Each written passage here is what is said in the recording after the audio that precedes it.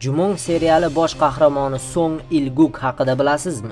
Koreys ijodkorlari tomonidan suratga olingan Jumong serialini ko'pchilik sevib tomosha qilgan. Serial bosh qahramoni Jumong obrazini yaratgan aktyor haqida nimalarni bilasiz? Song Il-guk 1971-yilning 1-oktyabr sanasida tavallud topgan. Aktyorlik faoliyatini 1988-yilda boshlagan. Hobbisi suv chang'isi, golf, chang'ida uchish va suratga olish.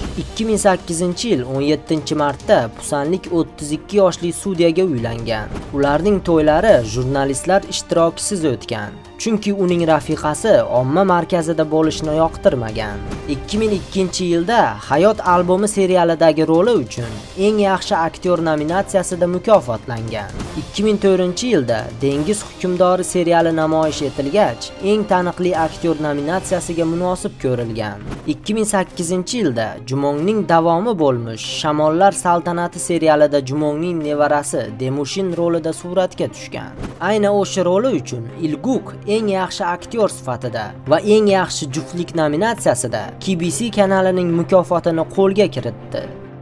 So'ng telestudiyalar va aktyorlar uchun o'tgan davlat imtihoni tufayli aktyor bo'lgan. Jumong serialida suratga tushishdan oldin 3 oy davomida kamondan o'q uzishni va ot minishni o'rgangan. Eng sevimli va omadli roli deb Dengiz hukmdori serialidagi rolini e'tirof etadi.